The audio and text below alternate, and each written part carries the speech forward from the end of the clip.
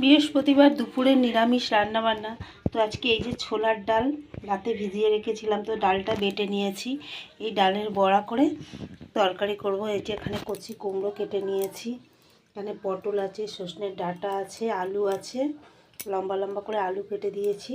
এটাকে তরকারি বানাবো, তো তার জন্য আগে বড়াটা ভেজে নেব।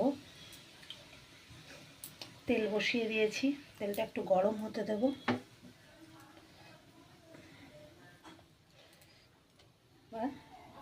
তেল আমার গরম হয়ে গেছে,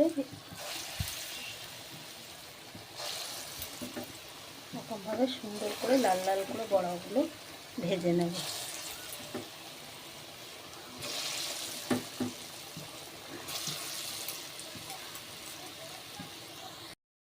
বড়াগুলো কিন্তু আমি একদম লাল লাল করে ভেজে নিয়েছি। এবার আমি বড়াগুলো তুলে নেব।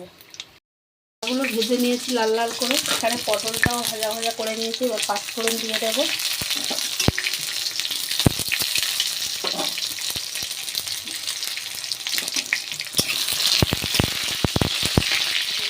লাল লাল করে ভেজে নিয়েছি। এবার সবজিগুলো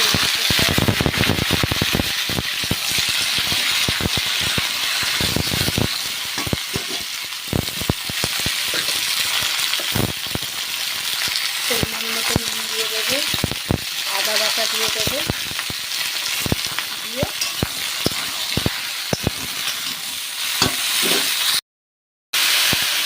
বেশ সুন্দর করে কষানো হয়ে গেছে। এবার এর মধ্যে আমি লঙ্কার গুঁড়ো অল্প সামান্য একটু দিয়ে দেবো, আর হলুদ দিয়ে দেবো। যেহেতু এটা নিরামিষ তরকারি, একটু চিনি দিয়ে দেবো। দিয়ে এটা আমি ভালো করে কষিয়ে নেব।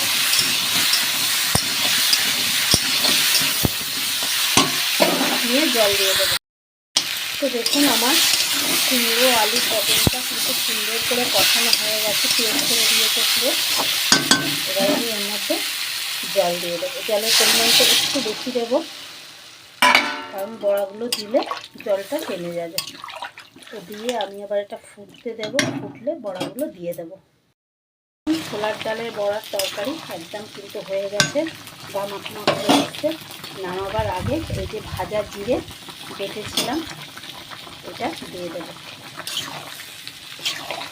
তরকারি নিরামিষ তরকারি কিন্তু স্বাদটা পুরো পাল্টে যাবে। এই যে ভাজা জিরে গুঁড়ো করেও দিতে পারেন, বেটেও দিতে পারেন, যেটাই দেবেন খেতে কিন্তু একদম অন্যরকম হবে।